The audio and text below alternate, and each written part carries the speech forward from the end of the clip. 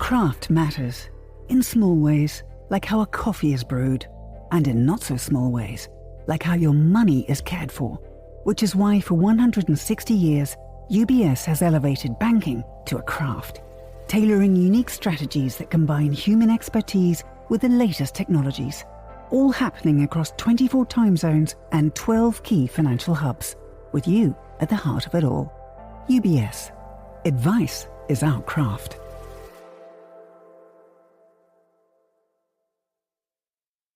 You're listening to The Globalist, first broadcast on the 14th of October 2025 on Monocle Radio. The Globalist, in association with UBS.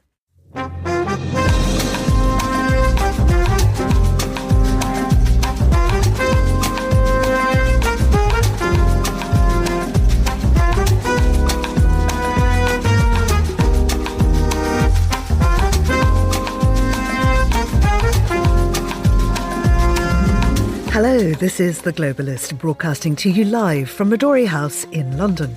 I'm Georgina Godwin. On the show ahead...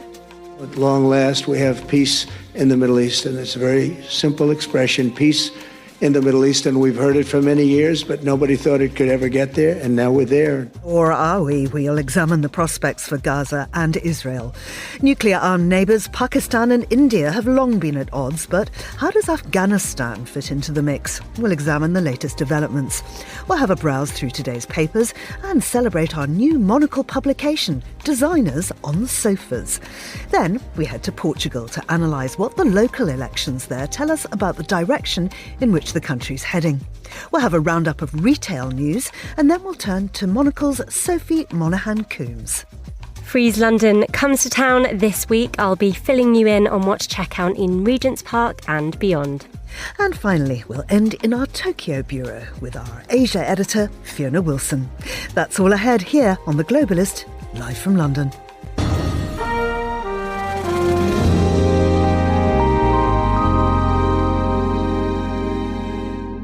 First, a look at what else is happening in the news. French President Emmanuel Macron rejected calls to resign and blasted his opponents on Monday as his latest government was threatened by 2 no-confidence motions that could bring it down by the end of the week. Madagascar's President André Rajoelina has reportedly fled the country following mass protests led by Gen Z activists that have toppled much of his government.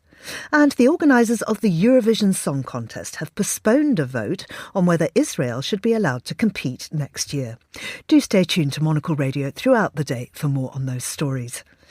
Now, Israel is celebrating the return of its remaining living hostages, 20 in all, under a US-brokered peace deal that also freed around 2,000 Palestinian prisoners from Israeli jails. A ceasefire seems to be holding, aid is finally reaching Gaza, and leaders are gathered in Egypt trying to build a lasting settlement. Donald Trump addressed the Knesset, suggesting a pardon for Benjamin Netanyahu and soaking up a standing ovation, a performance that's drawn both praise and derision. Well, I'm joined now from Tel Aviv by the journalist and Middle East correspondent Ruth Michelson, and here in the studio by Monocle's senior news editor Chris Chermak. Thank you both very much for joining me. Ruth, if we could start there in Israel, what was the main thrust of Trump's speech? Apart from the many name checks and self-congratulation, was there much substance to it? Well, I mean, first of all, it was very long, and he said that himself. He one point blamed other people for keeping him late. I mean, I think the main takeaway was that he essentially said at one point, you know, like this has to be an end to the fighting, and he encouraged Benjamin Netanyahu to essentially reap the benefits that come with peace, and to see this as an opportunity, because to me, I think it's incredibly significant that Trump, before getting on the plane to come to Israel, said, no, this is an end to the war. This is absolutely the end of the fighting. And we haven't seen Benjamin Netanyahu talk about what's happening in the same way. He has not used the same language, whereas Trump came in here and said, no, this is an end. This is a ceasefire. You will think about the opportunities that come from not fighting. But actually, the reality on the ground that has been crafted, if you like, or that's emerging as a result of Trump's 20-point plan and the kind of negotiations we've seen in Sharm el-Sheikh, it's much more vague. The sense of what happens now is really wide open. The idea that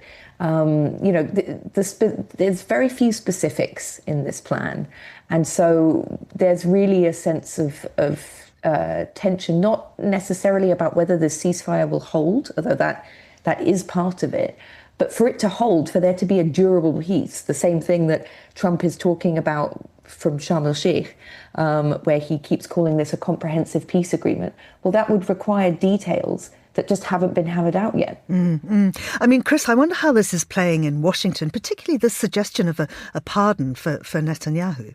Well, when it comes to something like the pardon, Georgina, I mean, these sort of off the cuff comments are expected at this point from someone like Donald Trump. So I don't think there's been that much focus specifically on that. But in general, I think what's been interesting looking at DC is that, you know, whichever papers you read, whichever focus there is a lot of credit given to Donald Trump for getting us to this stage. But then, depending what you read, the focus is on whether he should, say, get the Nobel Peace Prize now, or maybe there is still a little bit more work to do. Has Trump merely, as Ruth was kind of pointing out there, secured a ceasefire?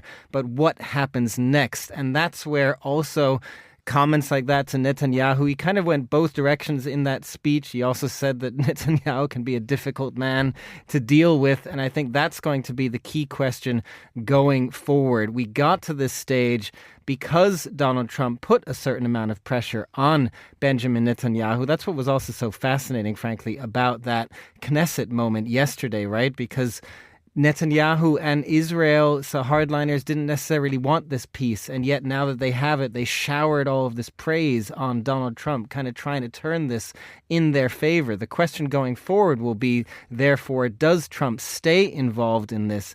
Does he continue to put pressure on Israel when it comes to the next steps, the second phase of this deal? And just to add to that as well, a key question there will be kind of what kind of support he gets from the United States, because we have seen a shift in polling in the public in the U.S., which has been really interesting over the last month or so, that there is a shift. There was a New York Times poll showing more Americans sympathize with Palestinians than with Israel in the last month. That was a huge shift from the last few decades. It'll be interesting to see whether that shift continues, or if now that there's a ceasefire, support starts to shift back towards Israel. And Ruth, have we seen any tangible progress from Egypt thus far? Well, we've seen that Trump got the Egyptian President Abdel Fattah al-Sisi and the Emir of Qatar and also the Turkish President Recep Tayyip Erdogan to sign what he called as some sort of peace agreement, or talking about the commitment to peace in the region. And it's basically just a very nice statement that doesn't necessarily translate into any kind of policy. And so, I mean, Trump also said, while sitting next to Sisi yesterday, that the negotiations would continue and would still be going on. But it sort of seems like that key pressure that he did bring to bear, and that the White House brought to bear, or that Witkoff and even Trump's son-in-law, Jared Kushner, used to see results in the first phase, although we also understand that when we're talking about the exchange of Israeli hostages for thousands of Palestinian detainees held in Israeli prisons, large numbers of them without charge, that agreement was already in place, or that this was something that both sides had already agreed to long before they went to Sharm el-Sheikh a few weeks ago. So the expectation that we're going to see concrete results on what is ultimately the much stickier and more difficult parts of diplomacy about long-term reconstruction, the long-term role for Israeli forces or movements of Israeli troops inside Gaza, which threatens to become something of a permanent occupation, much more akin to what we see in the West Bank. And, these kinds of thorny, difficult questions this is the real apex of, this is where you need careful diplomacy. You need to be thinking on a years-long timeline.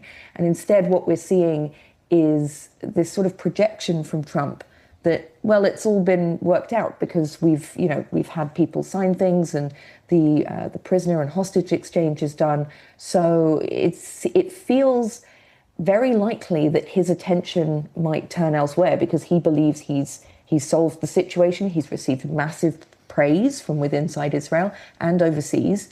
And so without that kind of serious pressure that we saw before, the results that we're likely to see feel questionable. Absolutely questionable indeed. Thorny problems remain, Chris, as we've heard from Ruth. What, in your opinion, are the biggest challenges for lasting peace?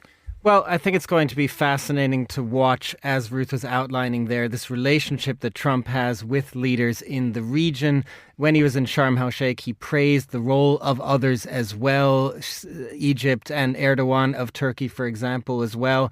But the focus really was on him, right? All the world leaders focused on him. They've learned over the last 9-10 months that you have to ingratiate yourself to him, even if he's going against you, because that's how you get your own policy through long term. I just flagged there too, it was interesting that the Palestinian Mahmoud Abbas president also had a relatively warm embrace with Trump, even though he was denied a visa to attend the UN General Assembly in New York. So everyone is learning how to play this game. But to Ruth's point, the key question is going to be, does Donald Trump actually stay engaged, as many of the leaders in the region hope, in order to get this to a proper finish line? Yeah. And Ruth, finally, I wonder how this is being viewed in the region. Are people optimistic? And I don't just mean the politicians. Well, I mean, people that I spoke to yesterday in Hostages Square here in Tel Aviv, there was really this sense that they need this to be the end.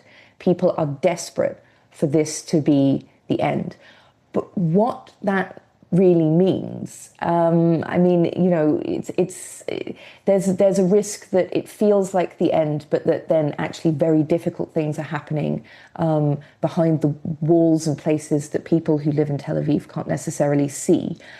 Further afield around the region, I mean, I think that there are real questions about the reconstruction and what that will look like. And so a sense of optimism about that. I mean, I think after 2 years of war, at the same time as you see people feeling, you know, truly desperate to want to see real justice, the foundations for a genuine long-term lasting peace, I think people are emerging from this just with more questions than answers at the moment. Ruth, thank you very much indeed. That's Ruth Michelson, Middle East correspondent in Tel Aviv, and Monocle's Chris Chermak here in London. Thank you both. This is The Globalist.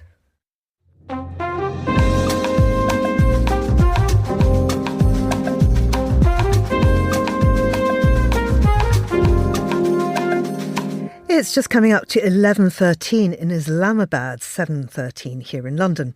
The Afghan Taliban, India and Pakistan are locked into a complex triangular relationship. India and Pakistan have their problems with each other, obviously, but India has been trying to mend its relationship with the Taliban by announcing the reopening of its embassy in Kabul and welcoming the Afghan foreign minister for a week-long trip, the first since the Taliban's return to power. Meanwhile, both Afghanistan and Pakistan accuse each other of triggering skirmishes along their shared border and giving contradictory reports on what exactly has happened. Well, to make sense of it all, I'm joined by Lynn O'Donnell, who's a columnist for Foreign Policy magazine and former Kabul bureau chief for AFP. Lynn, it's really lovely to have you here in the studio in London. What a treat. Thank you for coming in. Let's begin on this Pakistan-Afghan border. What's been going on? It's a continuation of hostilities that have been raising their head over the last 4 years since the Taliban came back into power. The Pakistani authorities, the government, the military and the intelligence services supported the Taliban's war against the Republic, which was backed by America and NATO allies for 20 years, and then seemed to think that once the Taliban won, with their help, the war in 2021, that they would have a convenient puppet government in place in Afghanistan as a foil against India's regional ambitions for dominance. You have the two big powers in Asia. You have India and China. China is a very big backer of Pakistan. Pakistan backed the Taliban to push the Americans and the Western allies out of Afghanistan and to keep India in its place, as it were. That didn't quite work out as the Pakistanis had hoped, and the Taliban, once back in power, basically said, well, now we don't need you, we're on our own, see you later, and transformed Afghanistan into a safe haven for what the United Nations Security Council counts as almost 24 transnational terrorist and jihadist organisations, amongst them Afghan Taliban allies that are fighting against the Pakistani state.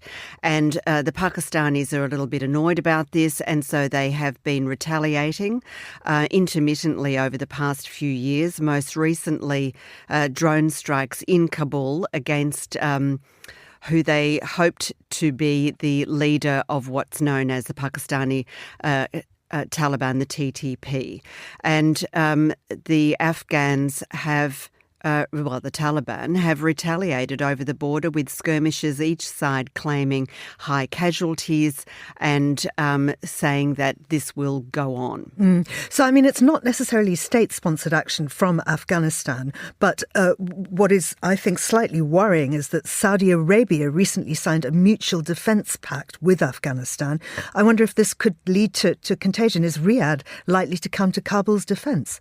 I doubt that very much. And it is state-sponsored if you count the Taliban as now being the Afghan state.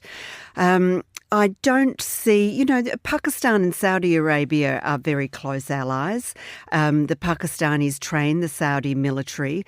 So I think that this is more likely to be a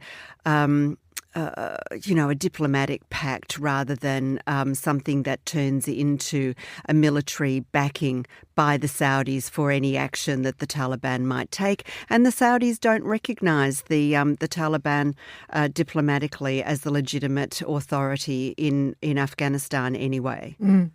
So, of course, India is bending the other way to make amends with Afghanistan and the Taliban government. What's driving that? A couple of things, I think. The Indians have been really in a quandary over the last 4 years about what to do. They had very close relations with the previous republic. They spent an awful lot of money on soft power, whereas the Pakistanis were funding and arming the Taliban to keep the war going. The Indians were building the parliament, building roads across the country. They had hospitals, medics, schools. Real soft power, proper support that one would hope for. And in return, they were bombed and attacked and murdered by the Taliban throughout the war there, including, terrible, terrible attacks on clinics and hospitals and the embassy in Kabul, and destruction of roads out in the boonies where the Indians were putting a lot of money and effort. But since the Taliban returned, and also it's worth noting that Sikh and Hindu communities, in Afghanistan, there have been Afghan Hindus, Afghan Sikhs, as there have been Afghan Jews, and they were punished terribly, attacked and murdered by the Taliban. And that went on even after the Taliban came to power. And a lot of those communities were airlifted out of Afghanistan to India for their own safety. The Indians have wondered, what the hell do we do? We've got very they're very close by. They want to have relationships, but also they want a pushback against Pakistan. So what do we do? It's better to be the friend of our enemy, our enemy's enemy is our friend, than to allow a ganging up against us. Okay, that's one thing. But also, I think there is a hope that by having a relationship with the Taliban, they have an ability to control their nefarious propensities. So it's quite confusing. They also want to be able to do trade. Trade will be worth quite a few tens of millions of dollars. They can take fruit and minerals from Afghanistan. And also, in the same way that some Western countries, Norway, Germany, even the United States, are moving closer to the Taliban, they want to be able to deport Afghans who they don't want in the country, illegal immigrants. So on quite a few levels. But I would say one is the hope to control terrorism, and also, unfortunately, the possibility of transforming Afghanistan back into a proxy battleground between India and Pakistan. Lynn, thank you so much. That's Lynn O'Donnell, columnist and former Kabul bureau chief. Now, still to come on the programme. The results are in for Portugal's local elections, and it has solidified the position of the centre-right. But can a mayoral win in Lisbon be explained by a fragmented left more than a win of the right? We'll go through it all. Carlotta Rebello there. She'll be in the studio with us in a little while. This is The Globalist. IQ, EQ, and AI. 3 components key to the craft of innovation at UBS. Because to stay ahead in a rapidly evolving age, you need a partner with decades of experience, endless passion for the work, and a finger on the pulse of leading technologies, bridging human expertise with artificial intelligence, all to elevate you. UBS. Banking is our craft.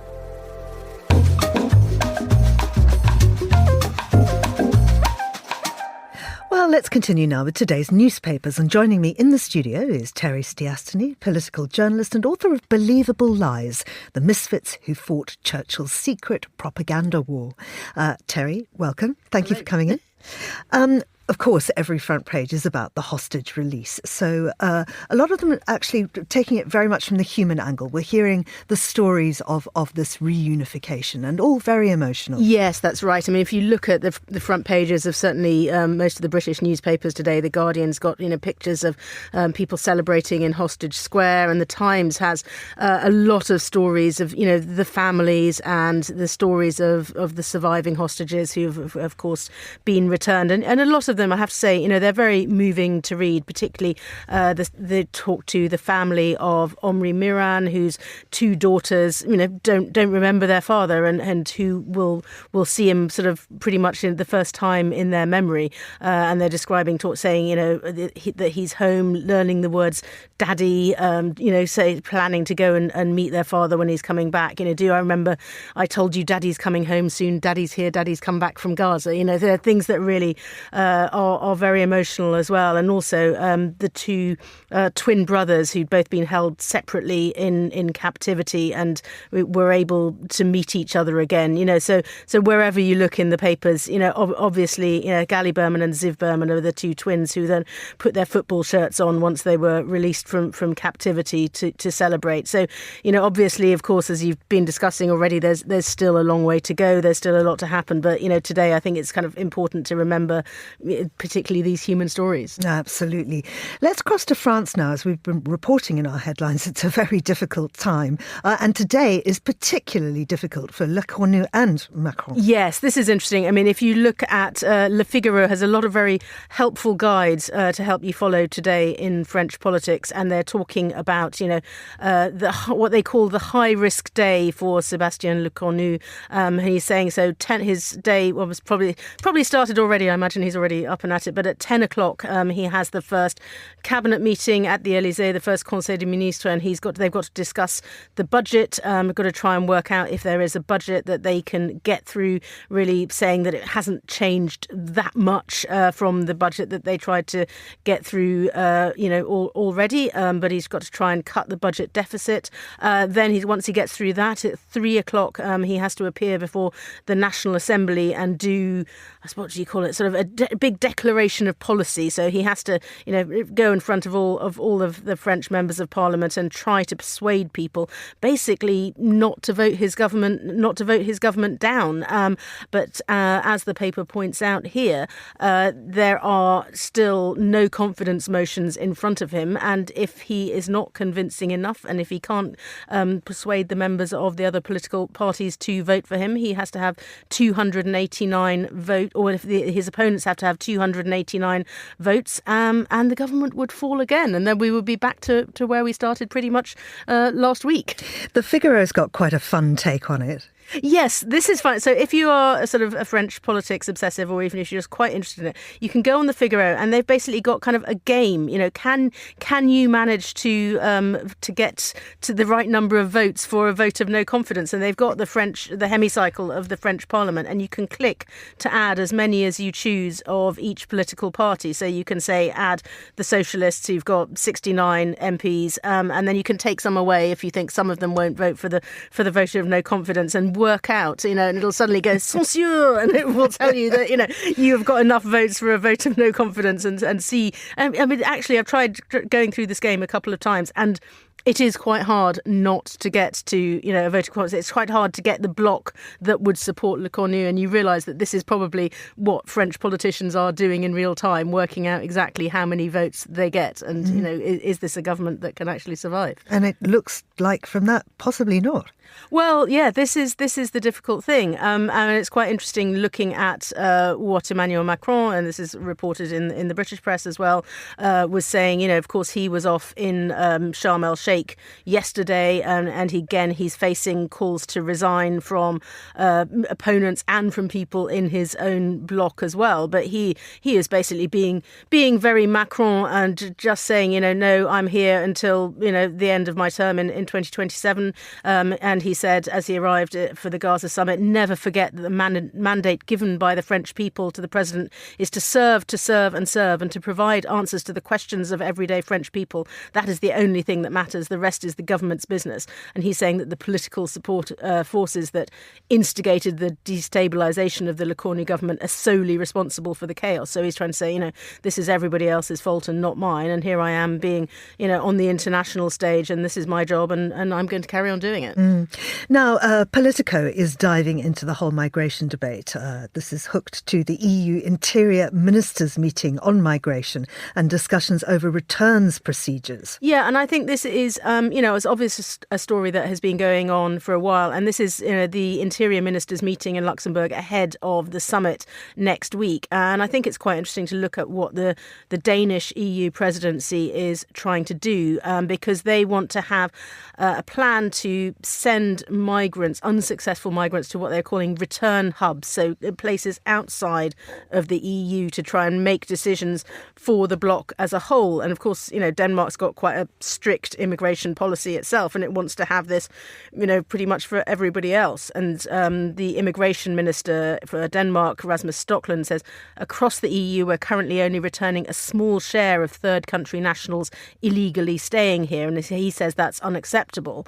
But what they want to do is basically have a policy whereas if you are refused or sent back from one EU country, that would then apply for all of the other countries, rather than, say, moving on to a different country and trying to get through the system there. But as Politico points out, they say finding a deal won't be easy because it says it because it incentivises countries who are on the edge of the EU to make deportation decisions and then allow people to go elsewhere and sort of, send these on, saying Italy would just reject everyone and let them cross the Alps and go to France or Germany and then, push the problem onto other countries. So I think, we're going to see this.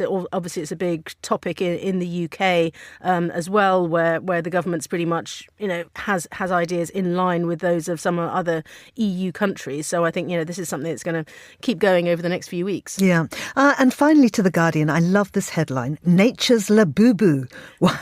Why are Gen Z unboxing conkers? Now, much to unpack here. A Labubu, we should remind people, are kind of vaguely devilish-looking dolls with sort of spiky exteriors, and they come in mystery boxes. And conkers, of course. Yes. Chestnuts. If people are not, this is a peculiarly British thing, but collecting conkers, so horse chestnuts, the ones with the spiky shells. I mean, I can't resist collecting conkers. I'm still, I'm far too old for it. But if you go around in any kind of wooded area, any park in London, in the UK, you will find beautiful, shiny conkers that come in their spiky shell. And there's something really lovely and tactile about them. So if I'm out for a walk, I can't help but pick, my desk is covered in them at the moment and my coat pockets are full of conkers.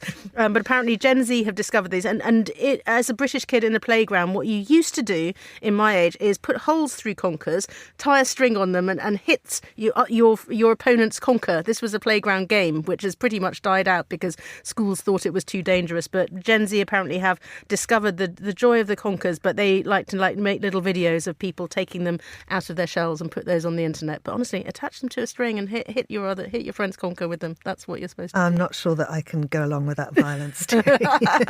Thank you very much indeed. Terry Stiastany there, journalist and author of Believable Lies, The Misfits Who Fought Churchill's Secret Propaganda War. Brilliant book, you should get it. You're with the Globalist on Monocle Radio.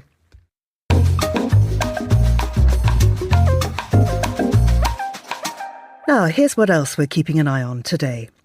French President Emmanuel Macron rejected calls to resign and blasted his opponents on Monday as his latest government was threatened by 2 no-confidence motions that could bring it down by the end of the week. France is in the midst of its worst political crisis in decades as a succession of minority governments seek to push deficit-reducing budgets through a truculent legislature split into 3 distinct ideological blocs.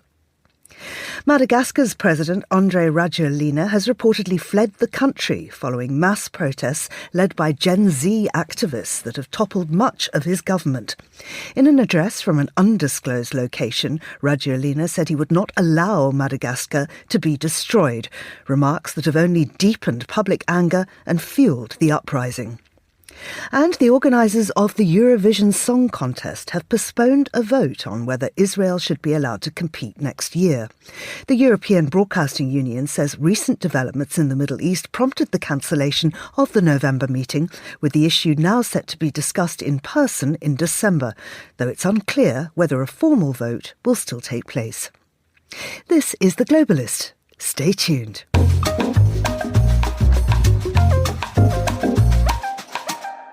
Now for a look behind the headlines, here's Monocle's Nick Monisse with some in-house news.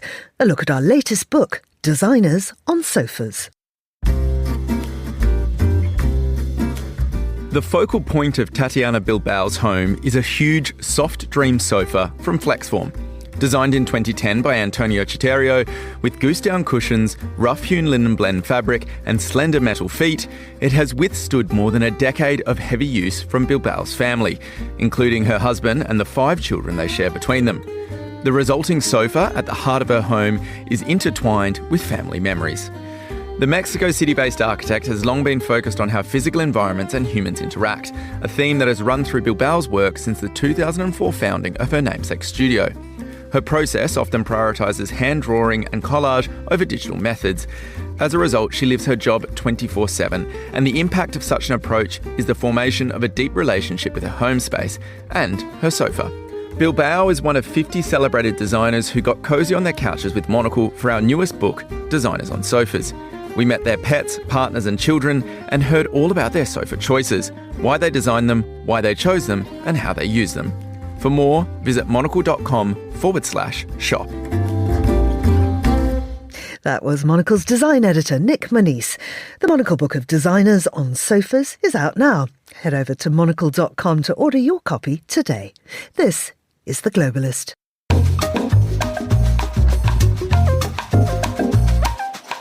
It is 8:33 in Zurich, 7:33 in Lisbon. In May last year, Chega, Portugal's far-right party, became the second largest force in Parliament when the country voted in snap national elections.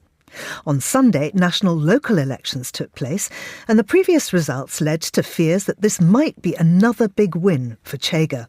Well, to look at how that actually panned out, I'm joined now by Monocle's senior foreign correspondent, Carlotta Rebelo, who is, of course, from Portugal. Good morning to you, Carlotta. Good morning, Georgina. What was the buzz before the election, and what do the results now in the major cities tell us?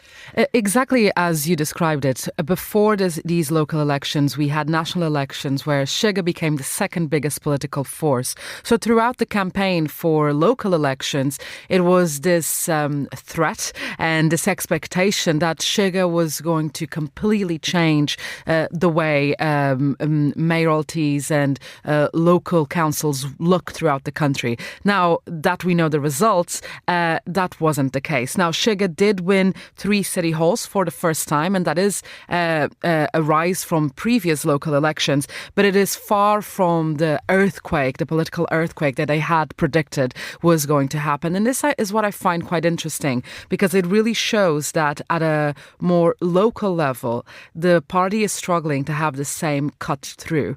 It is a party that revolves around its leader, and he is the person that those who sympathise with the views or feel heard by the views of the party, it's usually what he is saying on TV, in campaigns, in debates, etc. But then when you go to a smaller scale and talk about the candidates for City Hall or for local councils, they don't have the same charisma, the same level of cut through. And I think this was really evident in these results. And we need to remember that local elections, you are voting within your own community. And maybe there's a reason why they are struggling to be heard by their own community. Absolutely.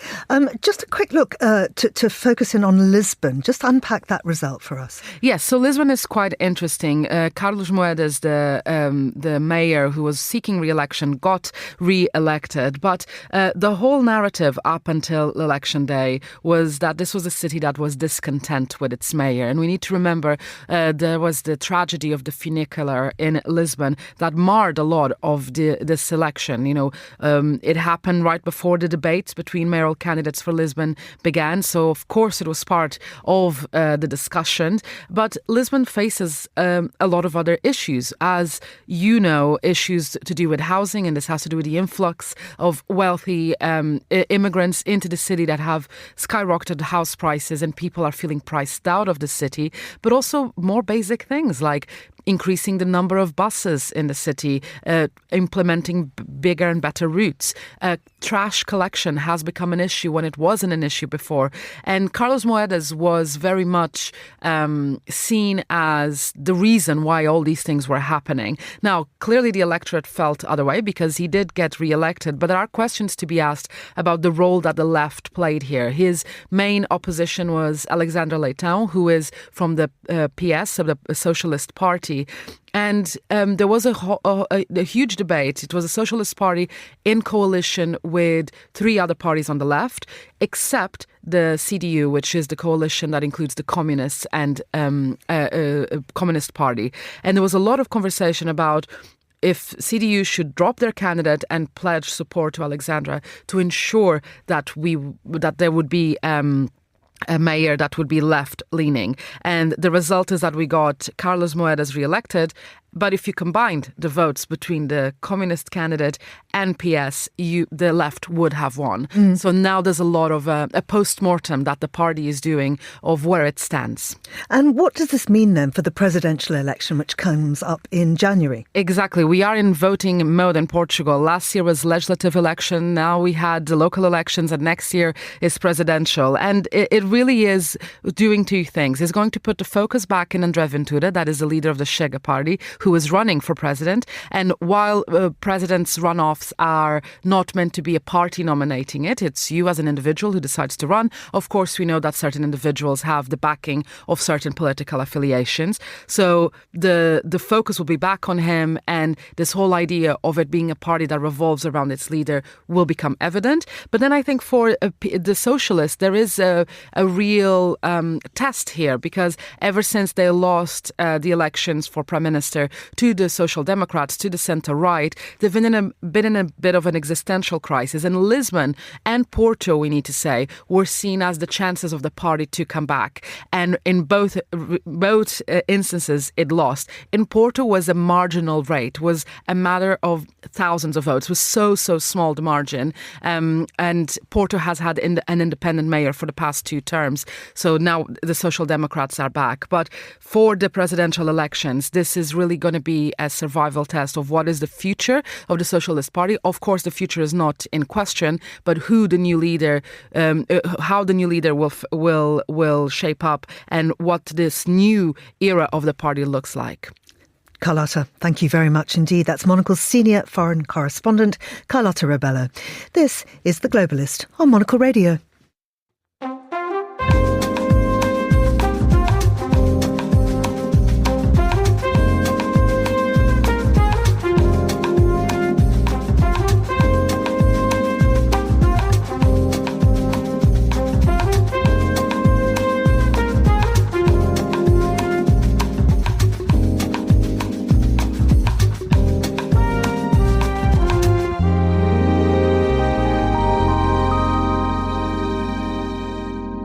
Now, I'm delighted to be joined in the studio by retail expert and brand consultant Rebecca Tay for an update from her sector. Good morning to you, Rebecca. Good morning, Georgina. So apparently we all want to buy second-hand clothes. Yes, according to a new report, that's the case anyway. So BCG, Boston Consulting Group, have released a report with Vestiaire. So it is actually co-authored by Vestiaire, it's worth pointing out. But they've stated that the second-hand market is going to be growing, or is growing 3 times faster than the first-hand market. And we call that vintage now, of course. Yes, exactly. There used to be rules around what vintage was, but now I think if it's 2 seasons old, it can be vintage. But yes, secondhand is growing. Everyone's buying it apparently, whether it's from Vestiaire, but there's, of course, there's also Vinted and Depop and even Facebook Marketplace and, of course, eBay. So this comes as Vestiaire Collective's announced a new CEO. Yes. So Max Bittner, who's been there for quite a number of years, I think he was there for about 7 years, has been replaced. His replacement is Bernard Osta. They've said that there's a little bit of a change in strategy, or at least that Bernard believes more strongly in the new strategy and that Maximilian did not. So he has bid goodbye to Vestiaire. And I think this new strategy is really about kind of innovation and harnessing AI. And in the report with BCG, they really talk about DPPs, which are digital product passports. So really basically harnessing technology, I think, as it goes into the future. Yeah. Now, one of the reasons that we are buying secondhand is this backlash against fast fashion. Yes. And we're seeing one prominent fast fashion company really suffering under Trump's tariffs. Yes. I have to say I'm not too sad about this one, but Shein has had its second worst monthly performance from the past 3 years. So their sales declined about 8% just for the month of September, and this is really due to the tariffs and the scrapping of the de minimis policy, which was basically that anything coming to the US that was valued under $800 could go without any tariffs. So obviously, I don't think there's anything on Shein's website that is maybe even over $100, let alone $800. So hundreds of thousands of mostly young people were purchasing items and, really contributing to this fast fashion economy. I've never actually seen anything made by Shein, but online the designs look amazing. But Yes. I'm told that in actual, if you feel them, that's not the case. No, they're very, very scrappily. You wouldn't be surprised if you saw a loose thread, and then if you pulled that thread, that it would kind of come apart. I think the main thing that's the problem is, yes, sort of underpaying garment workers and this whole contributing to this fast fashion. But it's just this the idea of none of this clothing is really circular. Nobody is wearing this again for a second time. Most of the people that are buying these are actually really only wearing them maybe a handful of times, if that. And so it's really just contributing to this disposability of fashion. Yeah, and compare that to Uniqlo, which is doing incredibly well. It's 5th straight year of record profits. Yes, this is incredible. I think, Uniqlo, nobody would classify Uniqlo as designer, but it's certainly not fast fashion, but it's also sort of affordable. And it's really kind of known for its fleece, and it's, we're coming into winter, it's heat tech, and in the summer they have airism. So really, really basics. Not a lot of prints, but they have invested in, know the kind of people that are involved with the company. Jonathan Anderson has been there for a long time, Claire Waite-Keller, and they've really been pushing into the US as well. So really focusing on marketing efforts there. I think as Japan has also had its economy crumble a little bit, or it's really suffering, and there's more tourists going, and taking advantage of the weaker yen, I think that's also contributed to its strong results. Yeah. And this, a lot of this was prompted really by a rethink after COVID. Yes, I think it was really over-reliant on China as one of its main markets. And they basically sort of said, well, okay, if China's not going to be shopping as much, or if there are problems in China because of COVID, where can we focus instead? So that's sort of why they really focused on North America. They didn't have a great reputation. People who knew Uniqlo in the US in particular really liked it, but they didn't even have a lot of stores. I think in Canada, for example, they've only opened, I think, maybe a handful of stores so far. So there's a lot of opportunity there and across the US. And similarly in Europe, they've really been investing in bringing journalists from Europe over to Japan to really kind of see how the factories work and how the productions work and how they're really thinking about the product cycle internally. Rebecca, thank you very much indeed. That's Rebecca Tay, retail expert and brand consultant. This is The Globalist on Monocle Radio. Craft is a matter of perspective, a unique outlook, an obsessive attention to detail. With UBS's Chief Investment Office Houseview, we're focused on identifying the latest investment opportunities and market risks to help you achieve your financial goals, so you get the big picture broken down into thought-provoking insights. Delivered daily and curated by over 200 globally connected, locally active analysts. UBS. Banking is our craft.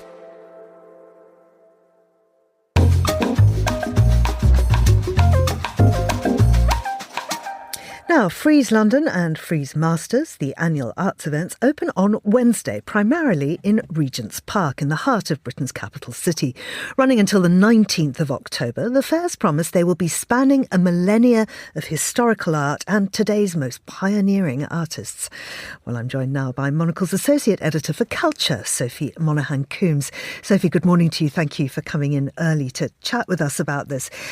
For those who've never been to Frieze, I wonder if you could just outline the broad concept of both Frieze London and Frieze Masters. Yes, good morning, Georgina. Well, Frieze itself started as a magazine early in the 90s, and then in the early 2000s they transitioned. They still have the magazine, but they started this new art event for the UK, and it's become the most important British art event. So as you say, there's Frieze London and there's Frieze Masters. Frieze London is the kind of contemporary fair, and Frieze Masters mostly shows works that have been created before the year 2000. And then the other part of Frieze is Frieze Sculpture, which is an outdoor public sculpture park in Regent's Park, and that opens a couple of weeks before the rest of the fair. And it really is, as I say, the most important UK art event, partly because the UK is such an important player in the global art market. So it is second only to the US in terms of its share of the global art market, and it's actually the kind of market share that the UK has is larger than the rest of Europe put together. So it is a really kind of significant event in the art calendar. And I wonder how does it compare to other major international art events? I'm thinking here particularly of the Swiss company, the Art Basel brand. Yes, Art Basel is important to mention because that is taking place. Art Basel Paris is taking place next week. So for a lot of people, especially American collectors and also Asian collectors, they will come to Europe and go to Frieze and then also go to Paris off the back of it. Every art fair has its own flavour and it's shaped by the city it's in. But I think for both Frieze and Art Basel, they're picking up new fairs and they're, kind of adding to their roster. So Frieze, for example, which has fairs in LA, Seoul and New York, as well as London, has just announced that it's going to be taking over Abu Dhabi Art Week. And Art Basel, in the past few months, said that they would be going into Qatar, into Doha, from next year. So they're really both sort of expanding, but I think they have their own sort of flavour. And as I say, they speak to the city they're in. And London and Frieze still has a bit of an experimental, kind of edgier side of it. Now, you actually spoke to the director of Frieze. Yes, so I spoke with Eva Langray a couple of weeks ago. I wanted to ask her specifically about the art market. It's had a really kind of bruising year with quite a few gallery closures, especially in the US. And so I was just intrigued to find out what she thought. So we can listen to a little bit of Eva now. The picture is not at all doom and gloom. I feel it's maybe more, the market is definitely more measured. It has been challenging, but in amongst that, there are many galleries that are still doing really very well. And I think, so long as everyone focuses on continuing to show great artists and do great exhibitions, there is still space for galleries to do well in the contemporary art field. So I think this is, and it's felt like maybe also a moment of transition, I would say, with some galleries shutting down for a variety of reasons, actually. Some of it related to the market, but some of it might be different personal reasons, and also new people opening at the same time. So, it's not at all doom and gloom. I think it's more a transitional moment, really. She's mentioning galleries there. I wonder if you could tell us about some of the galleries participating. Yes, of course. So there are, I think, about 168 galleries, and they come from more than 40 countries. So there are a lot. There is a lot to get through. I think, from my perspective, it's always worth stopping by the big blue chip, best known galleries, Gagosian, Pace, Hauser & Wirth. But I'd also recommend going to Focus, and Focus is a fairly new scheme from Frieze. It's been around for a couple of years, and it champions emerging talent from around the world, and you get galleries there from unexpected places. They're young galleries, they're up to 12 years old, and there's a couple which I've always seen really interesting work at. So Gallery Artbeat from Tbilisi and Klima from Milan are two that I've spotted at other fairs and really enjoyed what they've had on show. And the other thing I would mention with galleries is that there's quite a few new gallery spaces that have opened up. People plan things around Frieze, so you might have your opening week of your new exhibition, or you might open your new gallery outpost during Frieze. And there's a few which look really lovely. One I've been to, YDP on Bedford Square, which is a lovely old Georgian townhouse, which has a really big exhibition running the whole way through it. But then also Maureen Paley has a new space. Sadie Coles as well, very famous British gallerist, has a new space as well. So there's quite a few things outside of the fair as well that I think are worth looking up. And if you had limited time and you were in central London, is the best thing just to head to Regent's Park? Yes, it is. Although I would caveat that. I think, you want to leave enough time to go round Frieze London and Frieze Masters. I tend to do a big circle and see what I like the look of and then go and have a proper look at it. But I would also say that, as I said, now is the time to open your big blockbuster shows or your new gallery. And so there are lots of museum shows that are really worth going to. They'll be on for a while, but I think if you're coming to town for Frieze, now is a really great time to see them.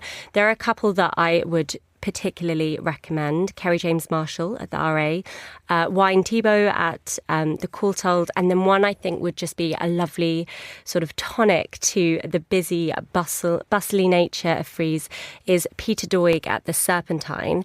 And I love his work. He's a painter, and what he's done, which I think is really lovely at the Serpentine, is he's put up these enormous speakers that are very retro. You could spend ages looking at them themselves. They're kind of really interesting artifacts.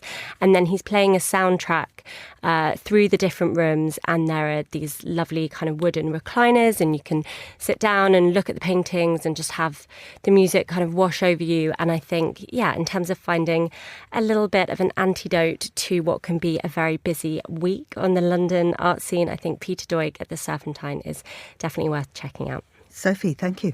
Sophie Monaghan-Coombs there, Monocle's Associate Editor for Culture. This is The Globalist on Monocle Radio.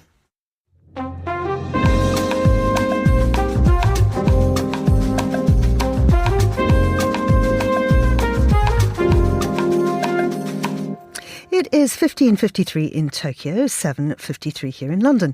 Now, at noon London time, we'll be bringing you the briefing as ever, but today it comes out of our Tokyo studio. Our bureau chief there, who's also our senior Asia editor, Fiona Wilson, is on the line now to give us a preview of the show. Hello, Fiona. Hi, Georgina. How are you? I'm absolutely great. We've had such a wonderful show here with all of these people coming in live, which just makes such a difference. And now to have you live from Tokyo, telling us about the sort of things we're going to be focusing on at midday, or of course that's much later in the day, 2000 for you, with Tyler Brûlé in the studio. Yeah, it'd be lovely to have Tyler in the studio. I mean, we often talk, but at a great distance. So yeah, we'll be in the Tokyo bureau. Ryuma, our producer, has made a very complicated setup so we can sit on sofas and relax while we chat. I mean, obviously we'll be talking about Japanese politics. What else could we be talking about this week? Utter chaos, obviously. Also the expo in Osaka, which finished yesterday. There'd been a huge preamble to this event. The cost, everyone was worried about the overspend. Would people come? You know, the potential disasters, and in the end, how it all played out and what the legacy might be. Let's just return to the sort of chaos there at the moment. Tell us a little bit more about Sanae Takaichi, who's won the Liberal Democratic Party leadership election. Yeah, so, I mean, often referred to in the Western media as Japan's Iron Lady. I think she has mentioned that she rather admires Margaret Thatcher, and she often wears blue, so people have made some quick associations there. She is a tough right-winger. You know, she's known for these nationalist issues that she firmly believes in. She's quite a traditionalist on social issues. And she won the leadership of the LDP, that's the ruling party. She won the presidency. And at the moment, because they are running the government, that person would be the prime minister. And it was assumed that tomorrow, in fact, she would be crowned, not crowned, but she would be made prime minister. It all changed last week when the LDP's coalition partner, Komeito, pulled out of their coalition. And we now have a situation where we don't know who will be prime minister next week. The dates moved from the 15th to the 20th. There'll be a special session of the Diet. And at the moment, there are quite a few possible scenarios. And you know, it does look like we might not have Japan's first female prime minister after all. And so who then? Well, it could be her. It could be that they have to do the presidential election again. It could be that they have to have a snap election, put it out to the people. At the moment, what's happening is, because no single party has a majority in the lower house, it's coalition time and everyone has to try and chum up with someone, probably a party they don't completely agree with. So the opposition parties, if they could only get their act together, could just about scrape enough seats to offer up a candidate. There are a few really sticky. There are points that they just do not agree on, like defence, nuclear power. These are big issues. You know, should Japan get rid of nuclear power altogether? Should it be pursuing more nuclear power? And two of the parties, the CDP is the biggest opposition party. Yoshihiko Noda is the leader of that party. He has been prime minister in the past. I don't think he wants to be prime minister. I think he favours Yuichiro Tamaki, who's the head of the DPP. But this is the party that does favour nuclear power and an increased role for the self-defence forces, which the CDP does not agree with. So those two would have to thrash out a few issues before that could happen. And I still think Komeito, which is the coalition partner of the LDP, just pulled out. They are now in quite a strong position. They could really solidify the opposition candidate if they chose to, but they're not saying exactly who they're going to support. They're just saying they're not going to support Takaichi. Now, Fiona, I know that every time Tyler Brûlé is in town, that means late nights for you. You end up in some very exciting karaoke bars. But he's also there to do some serious work. Tell us what he's up to. We have done some karaoke already, by the way. I think night one, I was in a basement bar belting out Wonderwall. That's obviously a compulsory part of any evening. But no, I mean, it's also about seeing what's new. I mean, anyone who knows Tokyo knows that things change very fast here. And, you know, if you haven't been here for a couple of months, there are a lot of new things that have happened. So we have been looking at some new developments, see what new shops have opened, some new restaurants. So that's been interesting. We were out last night looking at a very big new development that's opened near Shinagawa, bit of Tokyo that had been a bit underdeveloped, but is now very much it's a stop on the bullet train in Tokyo, and they've just opened this enormous shopping centre office complex there. So we went to look at that last night. Pretty impressive. And finally, what else can we expect from the show? Well, I mean, I think what's interesting for me is, I'm here all the time and it's great to have Tyler's perspective. He knows Japan well. But, what's new? What is exciting him about coming here? And we had a little mini preview of a hotel that Tyler has talked about a lot, often stayed in. We went to look at that yesterday for the first time. It hasn't reopened yet. So things are always changing. Excellent. And Tokyo's in flux. Yeah. Great feature of Tokyo. Fiona, thank you very much indeed. And of course, we're going to hear from her later. That's all for today's show. Thanks to our producers, Chris Chermak and Laura Kramer, our researcher, Joanna Moser, and our studio manager, Lily Austin, with editing assistance by Elliot Greenfield and Hunter Wang.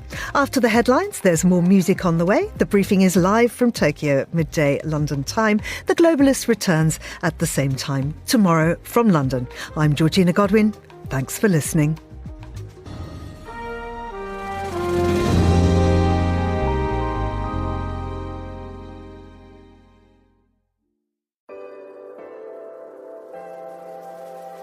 With UBS, you have a truly global partner, incorporating new technologies, innovative approaches, and unexpected opportunities, leading you to insights that help answer the questions that matter, delivered with passion, care, and unmatched expertise.